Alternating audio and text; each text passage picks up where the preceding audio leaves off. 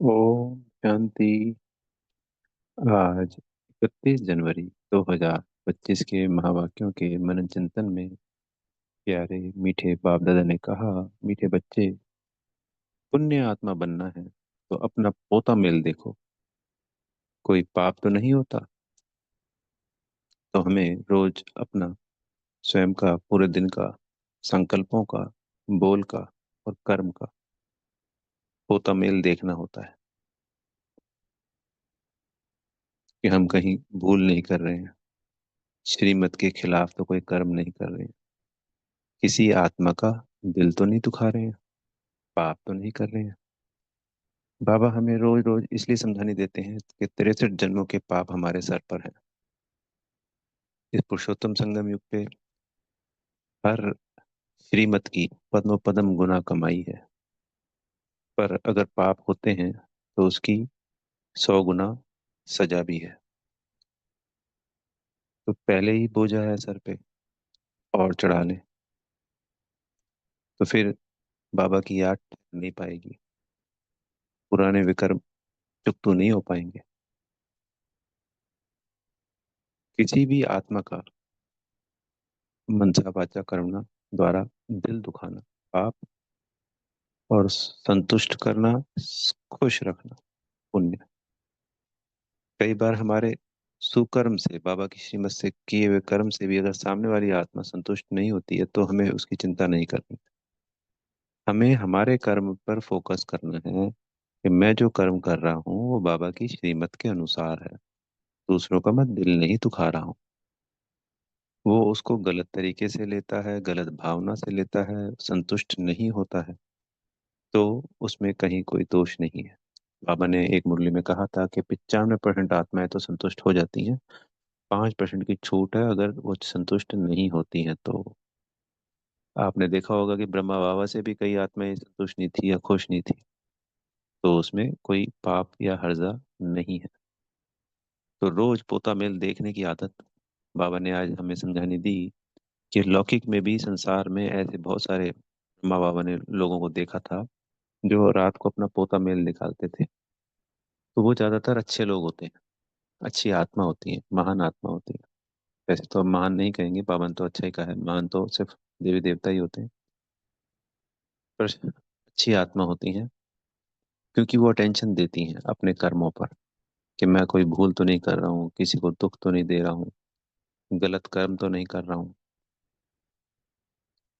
तो हमारे सारे कर्म सिर्फ और सिर्फ बाबा की श्रीमत पे होने चाहिए।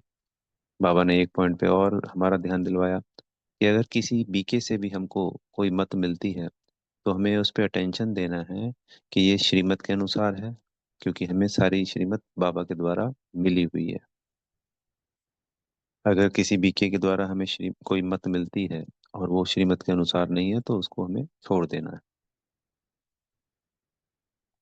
बाबा ने आज अनेकों अनेक बार कहा कि पापों का बोझा सर पे बहुत है, मेरी याद से ही सारे पाप दग्ध होंगे।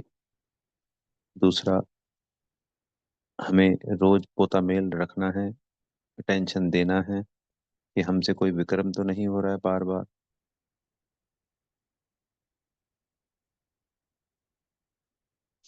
क्योंकि पोता मेल से ही हमको, जब हम रात को याद करते हैं तभी हमें पता चलता है कहाँ कहाँ गलतियां हो रही हैं, फिर हमें उसको बदलना होता है, अपनी आदतों को सुधारना होता है।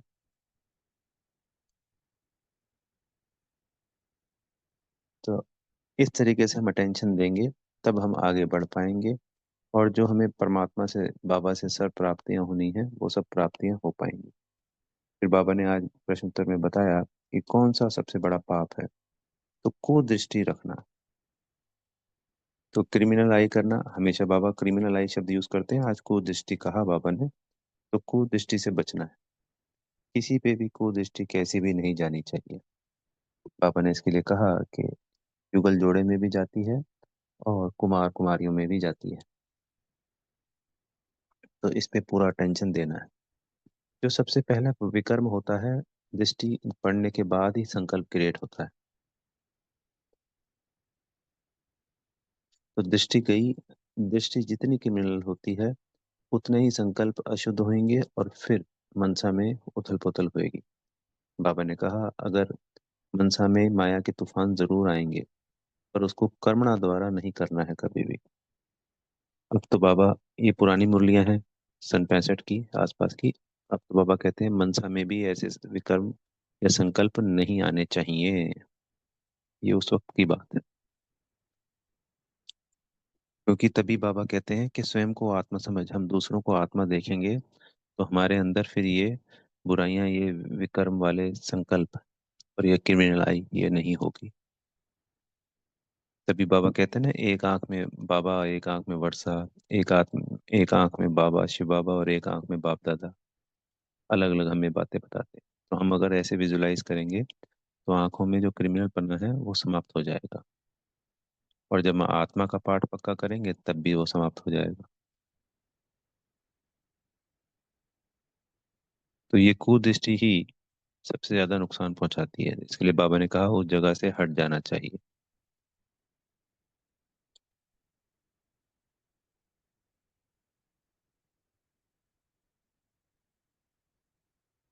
तो हमें इस पुण्य बनने की यात्रा में पूरा पूरा अटेंशन देना है। पाप आत्मा से हम पुण्य आत्मा सिर्फ और सिर्फ एक बाबा की याद से ही बन सकते हैं। थोड़ी मंजिल कभी कभी लगता है कि मुश्किल है, पर अगर बाबा की याद है, पूरा अटेंशन है और श्रीमत का पालन है, तो फिर यही सहज लगने लगती।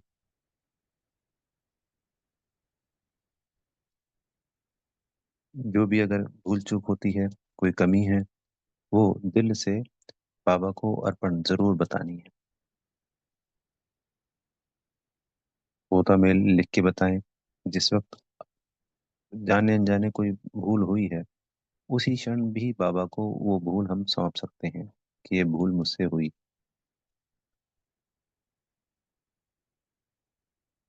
बाबा ने कहा, हर आत्मा को पता है कि वो कितना पाप करती है, कितना पुण्य करती है।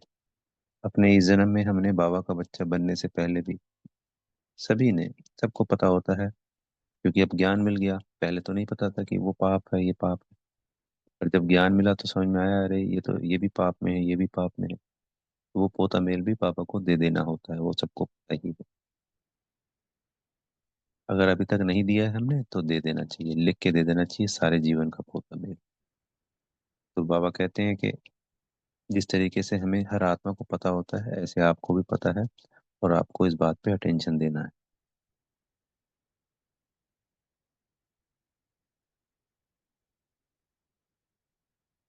अगर बार बार ये विकर्म होते रहते हैं, कुदृष्टि जाती है, तो बाबा ने आज कहा फिर उसको बंदर कहेंगे। जैसे नारद का मिसाल है, तो नर से नारायण बनना है और नारी से लक्ष्मी। पर क्या हम नारी यानी लक्ष्मी जी को वरने लायक बने हैं? इस बात पे पूरा टेंशन देना है। हमसे कोई जाने अनजाने विकर्म तो नहीं हो रहे। फिर बाबा ने आज, क्योंकि सेवा का महीना है, अब आने वाला है, दिसंबर और जनवरी में सेवाएं कम होती हैं, तपस्या ज्यादा होती है, तपस्या मास कहलाता है। इसके पीछे समझिए, सर्दियां ज्यादा हैं, दिन छोटे होते हैं, और सेवाएं कम होती हैं, और तपस्या होती है, क्योंकि ब्रह्मा बाबा का व्यक्त मास है। तो 1 जनवरी से 30 जनवरी तक तपस्या हुई। दिसंबर में भी ठंड अगर बढ़ जाती है तो तपस्या में करना चाहिए, यानी योग बल इकट्ठा करना चाहिए। फरवरी से मौसम अच्छा हो जाता है और शिवरात्रि आ जाती है, तो वहां से सेवाएं शुरू हो जाती है, प्रदर्शनी लगाना, फेरियां लगाना। सबको पता ही है कि सेंटरों से फेरियां लगती हैं, बाबा का मैसेज दिया जाता है। तो फरवरी और मार्च, ऐसे तो पूरे साल ही हमें तपस्या करनी है और सेवाएं करनी है। पर इस वक्त ये पूरी प्लानिंग के साथ हो रहा है, सभी के साथ, हर बच्चा इन्वॉल्व। ये तो बच्चे सेंटर जाते हैं और मुरली सुन के आ गए। तो स्पेशली हमको इन 2 महीने जो योग बल इकट्ठा किया है, वो जब आत्मा ज्ञान देने के निमित्त बनेगी, ये अविनाशी जो ज्ञान है, रतन है, तो पहले हो गई योग की और फिर हो गई सेवा की, और ज्ञान इनके द्वारा देना ही देना है, तो ज्ञान, योग, सेवा।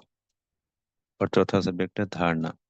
तो धारणा जितनी शक्तिशाली होगी उतना ही ज्ञान को धारण कर पाएंगे, योग अच्छा होगा, और सेवा भी उतनी शक्तिशाली होगी, और प्राप्तियां भी अखुट होंगी। तो ये 4 महीने इस तरीके से प्लानिंग के हैं। तो अब हमें फरवरी में, जो अब जनवरी दिसंबर में योग बल जमा किया है, तो बाबा चूंकि रोज ही मुरली में कहते हैं इन ज्ञान रत्नों का हमें दान करना है, क्योंकि भक्ति के तो सब करके आए भी हैं और कर रहे हैं। तो बाबा ने हमें अनेकों अनेक पॉइंट हर बड़ी बात के समझाए हैं कि भक्ति के अंदर क्या राइट है और क्या रॉन्ग है। तो भक्ति के अंदर सब कुछ रॉन्ग है। बाबा ने आज ये भी कहा कि हम करते तो धर्म है, यानी भक्ति के अंदर जाते हैं, तीर्थ यात्राओं पे दान पुण्य करते हैं धन का, और कोशिश करते हैं कि कोई गलती से पाप ना हो। तो जब भक्ति में ऐसा ध्यान देते हैं तो अब भी देना है। और वो दान पुण्य जो विनाशी धन है उसको भी यहाँ लगाना है, और ये जो अविनाशी ज्ञान रतन है, तो दोनों धन को हमें बांटना है। ये नियम है कि जितना बांटा जाता है अच्छी चीज उतनी बढ़ती है। ये कुदरत का नियम है। तो वो स्थूल धन भी बढ़ेगा, इस पुरुषोत्तम संगम युग में भी बढ़ेगा, पर हमें उसका लालच नहीं करना है। और 21 जन्मों की उसकी प्राप्तियां हैं, वो है ही हैं।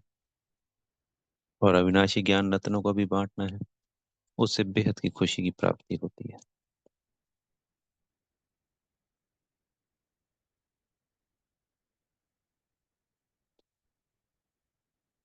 तो जितना हो सकता है हमें तन, मन, धन आने वाले समय में लगाना है। अगर हम इसको, तन को, मन को और अच्छे तरीके से लगा सकते हैं, और अगर अब तक धन नहीं लगाया है, तो 1 या 2 बार हिचक होती है मन में, वो रोकता है, हमारी पुरानी आदतें हैं। मान लो किसी की है, तब ये बात है। तो 1 2 बार कर देंगे, फिर दिल खुल जाएगा। हर चीज में रुकावट आती है। हमारा कोई भी पुराना संस्कार है, ये तो धन की बात होगी, बिना धन के भी कोई भी संस्कार को बदलने में वो 2 4 बार टोकता है मन, उसकी पुरानी आदत है। पर हम जब उसको राइट तरीके से सोचकर, जो बाबा की श्रीमत के अनुसार सही कर्म कर डालेंगे, वो पुरानी आदत छूट जाएगी। इसी प्रकार अगर धन नहीं देने की आदत है, तो इस मन को समझा करके हमें गुप्त रूप से कर देना है, बताना किसी को भी नहीं है।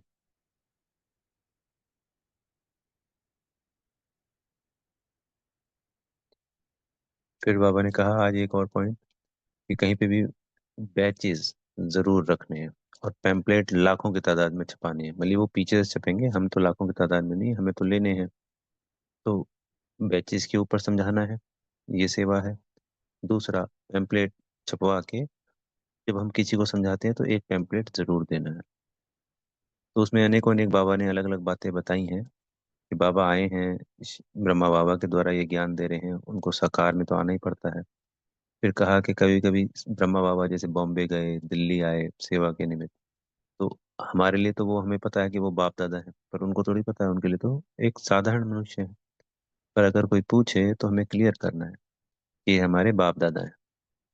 ये शिव बाबा इस सृष्टि का परिवर्तन करने के लिए अनेक धर्मों का विनाश कर एक धर्म की स्थापना, आदि सनातन देवी देवता धर्म की स्थापना करने के लिए इस ब्रह्मा तन का आधार लेकर साकार में आए हैं, और हमें इन ज्ञान रत्नों से भरपूर कर रहे हैं। जब तक जीना है, इन ज्ञान रत्नों से भरपूर ही रहना है, भरपूर ही होना है।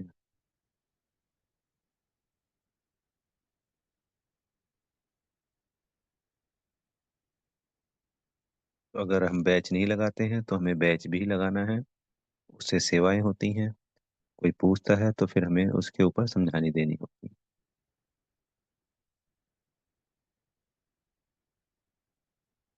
फिर आज सरतुल्य ने वरदान दिया, डबल लाइट बन, सर्व समस्याओं को हाई जंप दे, पार करने वाले तीव्र पुरुषार्थी भव। तो सदा हमको स्वयं को अमूल्य समझना है। हम बाबा के दिल की टब्बी में रहने वाले अमूल्य रतन है। अमूल्य रतन जो डायमंड होता है उसकी जो डब्बी होती है वो भी चांदी की होती है, और वो और भी ज्यादा कीमती हो तो सोने की भी रख सकते हैं। तो ऐसे ही हम बाबा के डायमंड अमूल्य रतन है। तो बाबा के दिल के डिब्बे में तात्पर्य है बाबा की याद में समाये हुए रहो।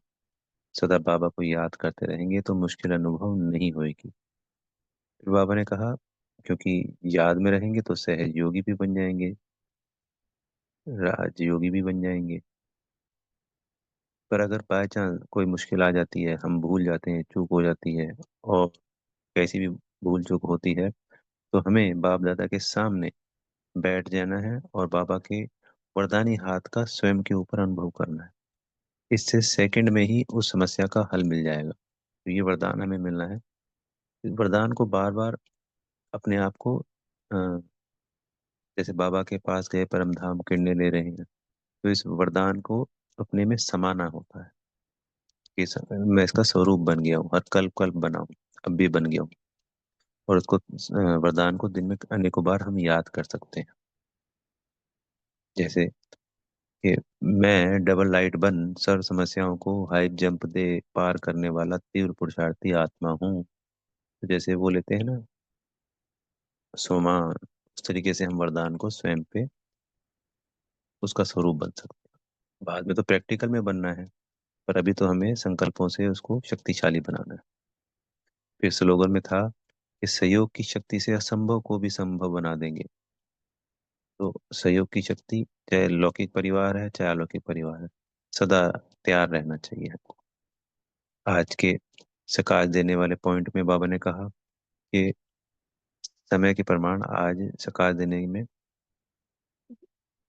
मनसा द्वारा वायुमंडल को बनाने का, ये उसकी वाइब्रेशंस बदलने का, वायुमंडल को शक्तिशाली बनाने का इस सेवा की आवश्यकता है। अगर हम वायुमंडल को परिवर्तित कर देते हैं तो सर्व आत्माओं के मनसा परिवर्तित हो जाती है बहुत तीव्रता से। कहीं पे हमें मान लो सेवा के लिए जाना है, तो हमें इमर्ज करना है और अपनी संकल्प शक्ति से वहाँ के वायुमंडल वातावरण को शक्तिशाली किरणें देनी है। तो जो हम फिर बाद में सेवा करेंगे वहाँ पे बाबा की निमित्त बनकर, तो उनका प्रभाव बहुत अच्छा होगा, क्योंकि हमने पहले ही वायुमंडल को शुद्ध बना दिया है। तो बाबा ने कहा कि समय निकाल कर आत्माओं को सकार देने की सेवा चलती थी। जब ब्रह्मा बाबा थे ना, रात रात भर चलती थी कि निर्बल को बल भरने की।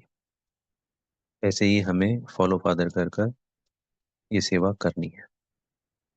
अच्छा, ओम शांति। बेहद का धन्यवाद मेरे प्यारे मीठे माता पिता बाप दादाजी का, आप सभी आत्मा भाइयों का दिल से बेहद की शुभकामनाएं कि आप सभी डबल लाइट बनकर सदा सदा के तीव्र पुरुषार्थी उड़ती कला में रहने वाले बाबा के राइट हैंड सपूत वारिस बच्चे बन गए। ओम शांति।